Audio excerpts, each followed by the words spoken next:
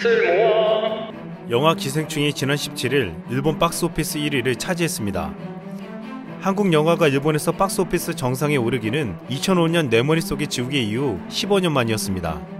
지난달 10월 개봉과 함께 5위로 출발한 기생충은 차츰 순위가 오르더니 지난 10일 아카데미 시상식에서 작품상 등 사관왕을 휩쓴 뒤 입소문을 타고 결국 정상을 차지한 것입니다.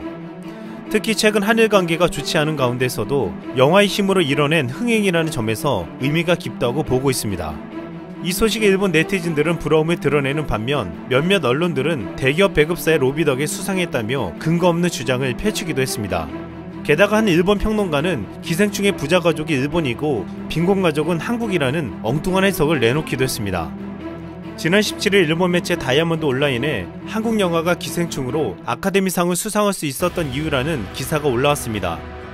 평론가 시라카와가 쓴 이 기사는 전후의 고도성장으로 선진국에 진입한 일본은 지상에서 사는 부유한 가족에, 일본과 개발도상국의 대륙 아시아 사이에 있는 한국은 반지하의 가족에 비유할 수 있다고 했습니다.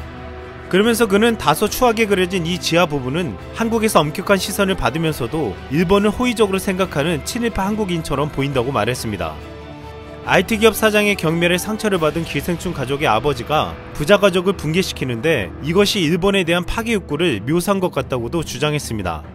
마지막에 아들이 지하에 숨은 아버지를 위해 대저택을 구입하고 아버지를 구출한다는 것은 한국이 세계를 리드하는 선진국이 된다고 아버지에게 맹세하는 것이라고도 해석했습니다. 이 같은 해석에 일본의 누리꾼들도 전혀 공감되지 않는다는 평이 많았고, 한 누리꾼은 세계에서 이런 해석을 할 수 있는 건 일본뿐으로 영화를 봤는지도 의문이라고 비판했습니다. 지금 기생충이 아카데미상을 받고 전세계에서 신드롬 현상이 일자 재밌는 일들이 벌어지고 있습니다. 인도에서는 봉준호 감독의 영화 기생충이 현지 영화를 표절했다는 주장이 제기되었습니다. 지난 17일 인도 영화 민사르 칸나의 프로듀서 테나파는 기생충의 기본 플롯은 우리 영화에서 따간 것이라며 그들이 우리 영화의 가장 중요한 부분을 훔쳐갔다고 주장했습니다.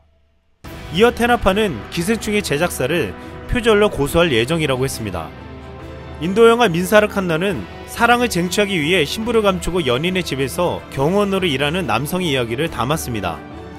남성은 결혼을 위해 그의 남동생과 누이도 그 집에서 각각 하인과 요리사로 일하며 함께 목적을 달성하는 이야기입니다. 기생충이 부잣집에 가족들이 취업하는 이야기라서 민사르 칸나 측은 이것을 표절했다고 주장하고 나선 것입니다.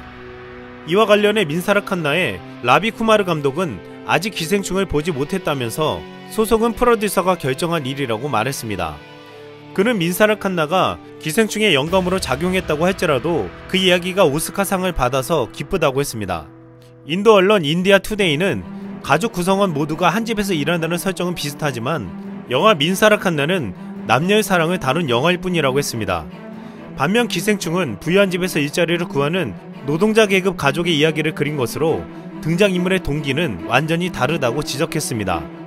인도의 영화평론 사이트 필름 컴패니언도 표절 주장을 비판했습니다.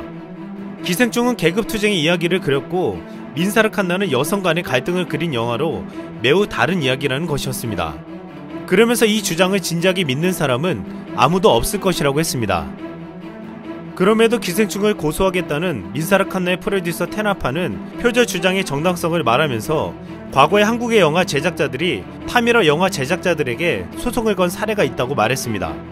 한국에서 소송을 한 것처럼 자신도 소송을 하겠다는 것이었는데 사실 인도는 그동안 무수하게 한국 영화를 표절해서 논란이 되어 왔습니다.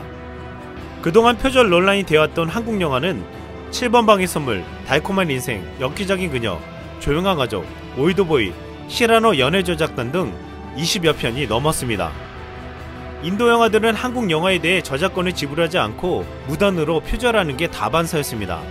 이 때문에 지금 기생충 표절에 대한 주장은 적반하장이란 말이 나오고 있습니다.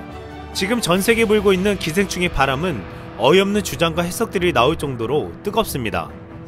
이 와중에 기생충은 북미에서도 지난 주말 550만 달러, 하나로 약 65억 원의 매출을 올렸고 전 주말보다 234%가 늘어난 수치로 글로벌 매출 2억 736만 달러, 하나로 2,400억 원을 넘었습니다.